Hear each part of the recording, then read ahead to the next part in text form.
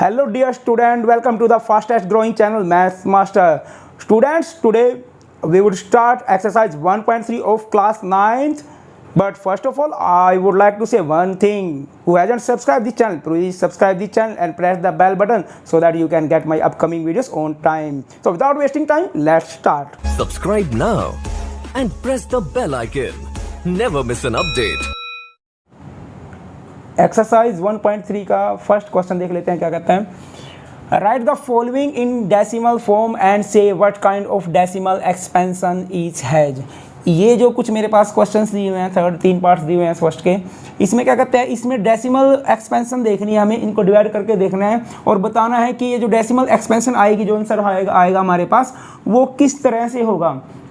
मतलब उसका आंसर किस तरीके से आएगा वो हमें बताना है. कि वो हो सकता है टर्मिनेटिंग हो, मतलब इसको जैसे मैं इसको सोल्व करके देखता हूँ तो हो सकता है कि पूरा पूरा कट जाए, रिमाइंडर जीरो आए तो मैं कहूँगा उसको टर्मिनेटिंग रहेगा. और हो सकता है कि वो ना कटे, मतलब डिवाइड चलती चली जाए, फिर मैं कहूँगा कि ये कट नहीं रहा है, नॉन टर्मिनेटिंग है. रिपीट भी हो सकती है, चीज़ें बार बार आ सकती हैं तो उसको रिपीटिंग भी बोल सकता हूँ या रिकरिंग भी बोल सकता हूँ. वही एक्सपेंशन चेक करनी है कि किस तरीके की रहेगी. चलिए देख लेते हैं. सबसे पहले फर्स्ट पार्ट मेरे पास 36/100, ये न्यूमरेटर ऊपर है और नीचे डिनोमिनेटर हमारे पास आएगा. इसमें क्या कहते हैं, 36 को मैं ऊपर डिवाइड करता हूँ, कितने से डिवाइड करता हूँ, 100 से डिवाइड करता हूँ. डिवाइड करने का तरीका यही रहेगा. अब देखो ऊपर मेरे पास छोटा है, नीचे मेरे पास बड़ा है, तो नहीं जाएगा. ना जाने कि हम क्या करते हैं, जीरो लगाते हैं. जीरो ऐसे पॉइंट लगा के, अब देखो इसके आगे भी जीरो आ गई, यानी कि 360 बन गया. 100 तीय पे चले जाएगा, 100 तीय 300 और मेरे पास कितना बचा जी, 60 बचा. आगे कितने बजाएगा, हम क्योंकि हमने पहले पॉइंट लगा लिया, अब यहाँ इसके आगे जीरो लगा सकते हैं. 100 चिके 600. तो ये मैंने देखा कि यहाँ पर मेरे पास रिमाइंडर है जीरो आ गया. रिमाइंडर जीरो आ गया, इसका मतलब ये जो चीज़ थी मेरे पास ये टर्मिनेट हो चुकी है, ख़त्म हो चुकी है. इससे आगे नहीं जाएगी क्योंकि मेरे पास रिमाइंडर नहीं बचा, ये चीज़ आगे नहीं जाएगी. तो मैं इसको कह सकता हूँ, ध्यान रखना इस चीज़ को, जब भी मेरे पास रिमाइंडर जीरो आए तो ये टर्मिनेटिंग हो गया. कैसा हो गया, टर्मिनेटिंग हो गया. तो आंसर में लिख सकते हैं एक्सपेंशन कैसे रही इसकी, टर्मिनेटिंग. यही चेक करना है हमें कि टर्मिनेटिंग रहेगी, नॉन टर्मिनेटिंग रहेगी, या नॉन टर्मिनेटिंग में भी रिपीटिंग रहेगी या नहीं रहेगी, कैसी रहेगी, ये चेक करके बताना है. ये फर्स्ट क्वेश्चन हमने देख लिया, इसमें देख लिया हमने कि ये टर्मिनेट हुआ है, यानी कि टर्मिनेटिंग एक्सपेंशन इसकी रही, जिसको हम कहेंगे शांत बोल देते हैं हिंदी में, शांत अशांत इस तरीके से. तो ये शांत एक तरह से एक्सपेंशन रही मेरे पास. अगले दूसरे में देख लेते हैं. 1 को बीच में रखते हैं और किससे डिवाइड करते हैं, आपकी बार निचले वाले से डिवाइड करते हैं 11 से. फिर वैसे ही नहीं ना जाने की जीरो, ये 10 आ गया. अब फिर नहीं जा रहा है तो इसका मतलब एक जीरो और लगेगी, फिर ये 100 आ गया. 9 पे जाएगा, ये 99 आ गया मेरे पास. अब दोबारा कितना है, 1 आ गया, तो ऊपर से जीरो उतारा, फिर जीरो लगाने के बाद भी नहीं गया तो फिर ना जाने की फिर जीरो लगेगी, फिर एक जीरो लगा लिया, फिर 9 पे चला गया, फिर 99. अब देखो मैंने एक चीज़ नोट की है, इस क्वेश्चन को करते हुए मैंने एक चीज़ नोट किया है. यहाँ मैं 1 से चला था, रिमाइंडर में फिर मेरे पास दोबारा 1 आ गया, बार बार दोबारा सेम चीज़ आ रही है, रिमाइंडर रिपीट हो रहा है. रिमाइंडर रिपीट हो रहा है, यानी कि मेरे पास ऊपर आंसर भी रिपीट होगा. 09 ये चीज़ भी रिपीट हो रही है, मतलब 09 बार बार आ रहा है, 09 बार बार आ रहा है. मैं इसको ऐसे करके भी लिख सकता हूँ, इसके ऊपर ये बार लगा के लिख सकता हूँ. इसका मतलब है कि 09 बार बार रिपीट हो रहा है, यानी कि ये चीज़ रिपीट होती चली जाएगी. यहाँ मेरे पास क्या था, रिमाइंडर जीरो आया, रिमाइंडर जीरो आ गया तो टर्मिनेट हो गई चीज़, लेकिन रिमाइंडर सेम आ रहा है, तो इसका मतलब कैसी एक्सपेंशन रही इसकी, नॉन टर्मिनेटिंग. अब टर्मिनेट नहीं होगी, चलती रहेगी. कैसी आएगी, नॉन टर्मिनेटिंग. और इसके साथ साथ क्या रिपीट भी हो रही है, 09 बार बार आ रहा है, रिपीट भी हो रही है. इसको मैं रिपीट भी बोल सकता हूँ और रिकरिंग भी बोल सकता हूँ, एक ही चीज रहेगी दोनों, कुछ भी लिख लो आप. इसको रिपीटिंग और रिकरिंग. तो एक्सपेंशन ही मुझे चेक करना था, डिवाइड करके मुझे बताना था कि कैसे रहेगी, टर्मिनेटिंग रहेगी, नॉन टर्मिनेटिंग रहेगी, रिकरिंग रहेगी, रिपीटिंग रहेगी. वो मैं ऐसे डिवाइड करके चेक करके बता सकता हूँ. अब यहाँ आ जाओ, इसको थर्ड वाले को भी चेक कर लेते हैं. पहले सिंपल फॉर्म में बना के लिखते हैं. 8 4 जा 32 1 33, यानी कि 33/8. इसको डिवाइड करके देखूँ कितना बनता है, 4 पे जाएगा, 8 चौके 32, 1 आ गया मेरे पास. अब नहीं जाते हैं तो मैं जीरो लगाऊंगा इसका. 8 एकम 8, तो 2 आ गया मेरे पास. फिर 8 दूनी 16, फिर मेरे पास 4 आ गया, यानी कि 8 पंजे 40, ये मेरे पास पूरी की पूरी कट चुका है, 0 आ गया, रिमाइंडर 0 आ गया। इसका मतलब क्या होगा, ये मुझे पता चल गया रिमाइंडर 0 आने से कि ये टर्मिनेटिंग हो गई है। इसको भी लिख सकता हूँ मैं टर्मिनेटिंग,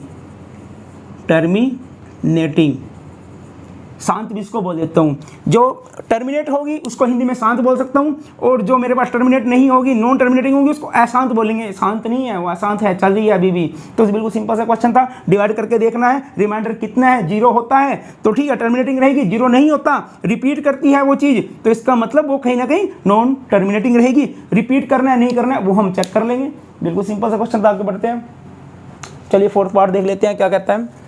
3/13, अब की बार 3 को बीच में रखना है और कितने से डिवाइड करके देखना है, 13 से देखना है। पहले तो नहीं जाता है, ना जाने की 0 लगाएंगे, 0 पॉइंट, ये मेरे पास आ गया 30 बन गया। इसका मतलब 13 दूना 26 पे चला गया, बचे कितने, 4 बचे।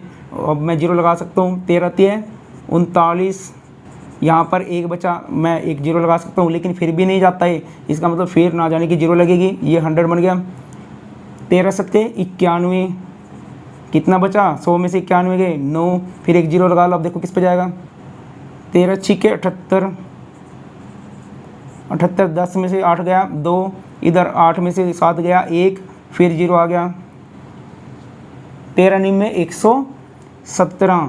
तो अब देखो कितना बचा, 3 बचा। अब देखो ध्यान से क्या कर रहा है मैं इस क्वेश्चन में, मैंने इस क्वेश्चन में यहाँ 3 से स्टार्ट किया, और 3 से स्टार्ट करके मेरे पास फिर रिमाइंडर दोबारा से 3 आ गया, मतलब वो चीज़ दोबारा रिपीट हो रही है। इसके बाद वैसे ही चलेगा, ये 30 आएगा, फिर 26 मैं करूँगा, फिर 40 आएगा, 39 आएगा, ये चीज़ रिपीट होगी। यानी कि रिमाइंडर मेरे पास जो है रिपीट होना शुरू हो चुका है। 3 दोबारा आ रहा है, इसका मतलब ये जो चीज़ है ये बार बार रिपीट होएगी। चाहे इसको आगे डिवाइड करके भी देख सकते हो, दोबारा फिर 2 पे जाएगा, फिर 3 पे जाएगा, 0 पे जाएगा, मतलब ये चीज़ दोबारा बार बार रिपीट होगी। इसको ऐसे भी करके लिख सकता हूँ, ये चीज़ रिपीट होगी। यानी कि मुझे ये पता चला है कि अब की बार मेरा रिमाइंडर जो था वो रिपीट हुआ है, और जो रिपीट होता है तो टर्मिनेटिंग नहीं होती, नॉन टर्मिनेटिंग रहेगी।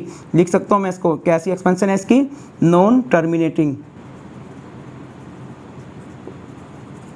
बिल्कुल सिंपल सा क्वेश्चन था, डिवाइड ही करके देखना है। अगले क्वेश्चन पे देख लेते हैं। 2/11, 2 को बीच में रखते हैं आपकी बार, और कितने से डिवाइड कर देते हैं, 11 से, ना जाने की फिर 0, 11 कम 11, आपकी बार 9 बचा नीचे, फिर 0 लग सकते हैं, 11 8 88।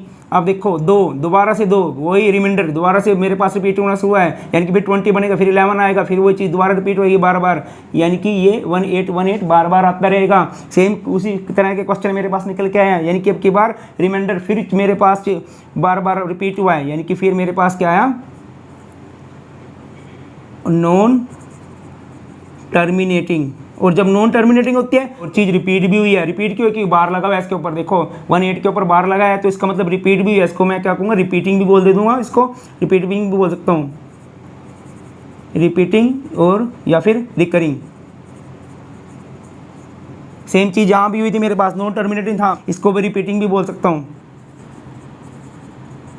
तो यही चीज़ मुझे चेक करना है कि टर्मिनेट होता है नहीं होता है, रिपीट होता है या नहीं होता है, ये चीज़ें चेक करनी है, बाकी कुछ नहीं है इसमें। इस लास्ट पार्ट को भी देख लेते हैं क्या कहते हैं। 329, अगर मैं इसको डिवाइड करता हूँ 400 से, 400 बड़ा होता है, नहीं जाएगा, ना जाने की फिर 0 लगेगी, 1 आ गया मेरे पास। अब देखो किस पे जाएगा, 4 7 28, 4 8 32, 8 32, 8 पे चला जाएगा, यानी कि 3200। कितना है मेरे पास, 90, ये 0 आ गया इधर। अब देखो जी, यहाँ मैं 0 लगा सकता हूँ, 4 दूनी 8, यानी कि 800। कितना बचा मेरे पास, 100 बच गया, ऊपर से मैं 0 लगा सकता हूँ, फिर दोबारा 2 पे जाएगा, यानी कि 800, फिर 200 बचा मेरे पास। अब मैं 0 लगा सकता हूँ, 4 पंजे 20, ये आ गया जी मेरे पास 2000 नीचे, यानी कि फिर अब मेरे पास बिल्कुल सिलेंडर कितना आ रहा है इसमें, 0। इसका मतलब शांत हो गया है, यानी कि ये चीज़ आगे नहीं चलेगी, यानी कि ये क्या हुआ मेरे पास, टर्मिनेटिंग। अब रिपीटिंग या किसी चीज़ का तो कोई सवाल ही पैदा नहीं होता, क्योंकि टर्मिनेट हो चुकी है, चीज़ शांत हो चुकी है। बिल्कुल सिंपल से क्वेश्चन थे, क्या करना था मुझे इसमें, जो मेरे पास एक्सपेंशन थी चेक करनी थी, डेसिमल एक्सपेंशन कैसी रहेगी, डेसिमल में चीज़ आएगी वो कैसी आएगी, वही चीज़ चेक करनी थी। अगर बार लग के आता है ऊपर तो इसका मतलब वो चीज़ बार बार रिपीट हो रही है, उसको लिख सकता हूँ मैं, रिपीटिंग हो रही है, नॉन टर्मिनेटिंग है, और या फिर अगर मेरे पास रिपीट नहीं होती है तो टर्मिनेटिंग हो जाती है। बिल्कुल सिंपल सा प्यारा सा क्वेश्चन था। क्वेश्चन सेकंड देख लेते हैं क्या कहता है। ये कहता है कि you know that 1/7 is equal to 0.142857, ये बार लगा हुआ है। Can you predict what the decimal expansion of 2/7, 3/7, 4/7, 5/7, 6/7, इनकी क्या रहेगी एक्सपेंशन वो बतानी है विदाउट डूइंग लॉन्ग डिवीजन। हाँ वो कहता है कि बिना लॉन्ग डिवीजन के, हालांकि मैंने इनको डिवाइड करके देखो सबको, 2 को बीच में रख के 7 से डिवाइड कर लूँ तो आंसर आएगा मेरे पास, 3 को बीच में रख के 7 से डिवाइड कर लूँ, ऐसे मैं आंसर निकाल सकता हूँ। लेकिन कहा without doing long division, long division नहीं करने जो पिछले क्वेश्चन में हमने की है, हमने इसकी मदद से ही इनको निकाल के दिखाना है।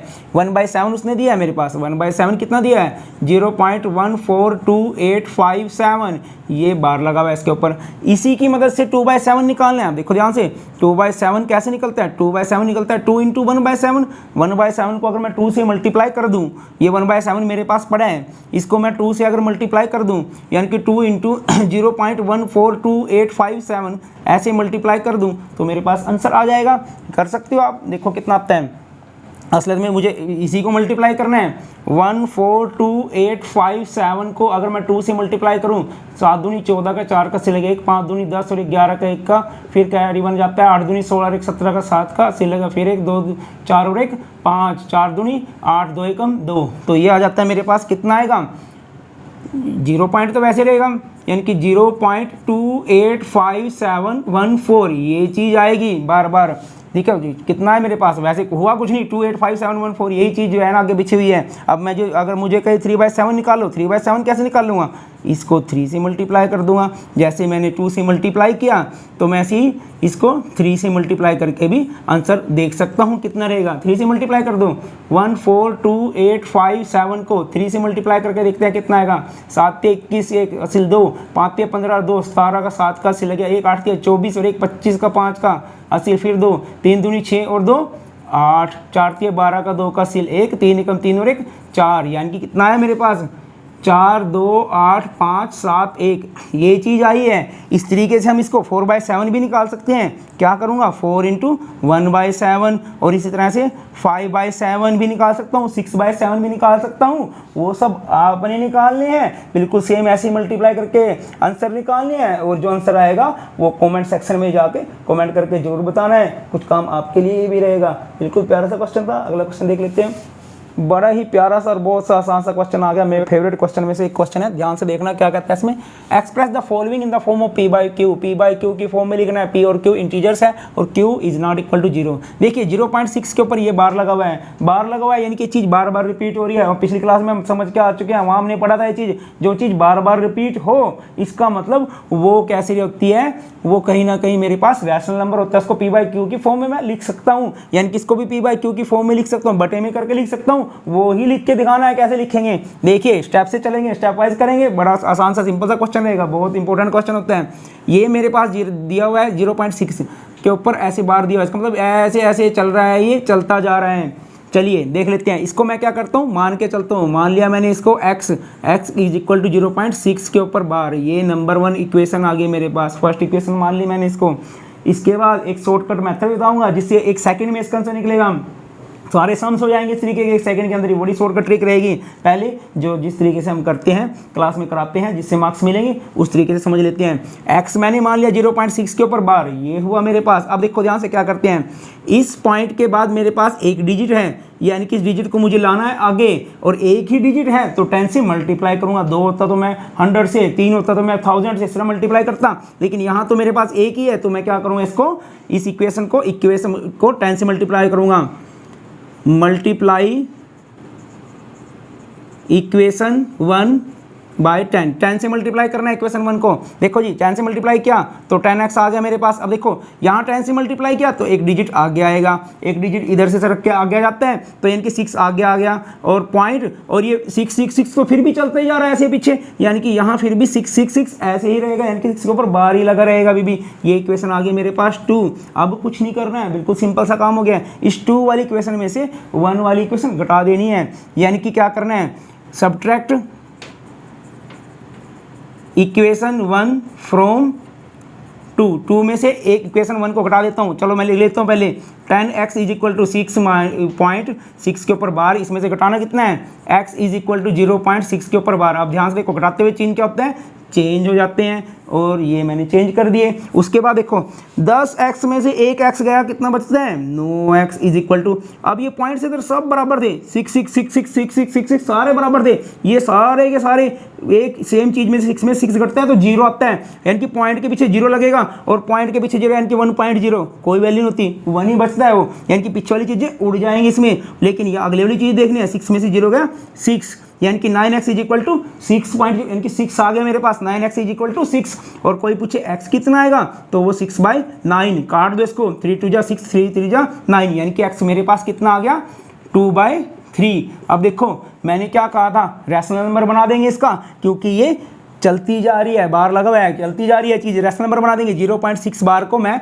2/3 करके रैशनल में लिख सकता हूँ, जहाँ 2 और 3 मेरे पास क्या है, ये सारे के सारे इंटीजर्स हैं। ये मेरे पास एक तरीका है जिससे करना है सम को। दोबारा देख लो क्या करना है, इसको x मान लूँगा, x मान के मुझे पता चला कि ये एक पॉइंट छोड़ के मेरे पास था, तो इसका मतलब 10 से मल्टीप्लाई करना है, 10 से मल्टीप्लाई करके ये चीज़ आ गई। इस सेकंड वाले में से फर्स्ट वाली चीज़ घटा देनी है, 10x में से 1x गया तो 9x, बिल्कुल सिंपल था।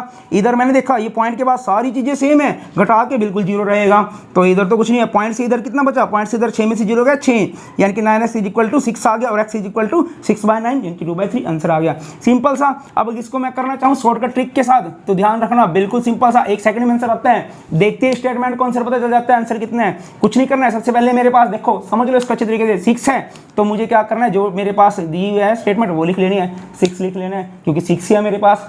उसके बाद इसमें से वो चीज़ घटाता हूँ, दूसरा स्टेप, पहला स्टेप जो स्टेटमेंट है वो लिख लेना है, दूसरा इसमें से वो चीज़ घटाता हूँ जिसके ऊपर बार नहीं है। ऐसा तो कुछ है ही नहीं मेरे पास जिसके ऊपर बार नहीं हो, 0 है, 0 की तो कोई वैल्यू नहीं है तो इसके मतलब ऊपर 6 रहेगा। नीचे क्या करना है, नीचे देख लो जितने डिजिट के ऊपर बार होता है उतने 9 लगाने हैं, बस तमाम खेल खत्म, ये आंसर आ गया, कटता है काट दो, 3 2 जा 6 3 3 जा 9, यानी कि क्या किया, 1 सेकंड में आंसर देखते पता चल जाता है मुझे क्या आएगा, 6/9 आएगा। कैसे आएगा, सबसे पहले जो दिया है वो लिख लो, उसमें से वो घटाना जिसके ऊपर बार नहीं है, ऐसा कुछ है ही नहीं, यानी कि 6 रहेगा ऊपर, और नीचे क्या लिखना है, नीचे वो लिखना है जितने के ऊपर बार है उतने 9 आएंगे, और जितने खाली मेरे पास होते हैं उतने में 0 लगा लेते हैं, वो मेरे पास है ही नहीं, तो 6/9 देखते स्टेटमेंट में पता चल जाता है कि क्या आंसर रहेगा, 2/3 रहेगा। आंसर के साथ टैली भी कर सकते हैं। सेकंड पार्ट देख लेते हैं इसका, क्या कहते हैं, उसमें क्या कहा इसने कहा 0.47, अब की बार 7 के ऊपर लगाए, यानी कि इसको मैं x मान के चलूँगा, ये मान लिया जी मैंने x 0.47 7 के ऊपर बार, इसको इक्वेशन 1 मानते हैं, इक्वेशन 1 मान लिया, मैंने कुछ नहीं किया। अब देखो अब मुझे क्या पता चला है, यहाँ पर मेरे पास अगर मैं इसको करता हूँ 10 से मल्टीप्लाई तो एक डिजिट आगे आएगा, डिजिट दोनों सेम नहीं है, अलग अलग हैं, है ना, एक डिजिट मेरे पास एक्स्ट्रा है, ये भी मुझे आगे लेके आना पड़ेगा, 2 आगे लेके आने पड़ेंगे, पहले 4 का आगे लाऊंगा फिर मैं 7 का आगे ले आऊँगा, ताकि पीछे फिर 7 7 7 ही बचेंगे। चलिए इसको मैं पहले 10 से मल्टीप्लाई कर लेता हूँ, मल्टीप्लाई इक्वेशन 1 किससे, 10 से कर लेता हूँ। चलिए 10 से मल्टीप्लाई करेंगे तो 10x और एक डिजिट आगे सरक के आ गया, यानी कि 4 आगे पॉइंट के। अब 4 के बाद ये 7 7 7 ही रहेंगे, यानी कि कितना बचेगा 4.77, ऐसे चलता रहा मेरे पास, ये इक्वेशन आ गई 2।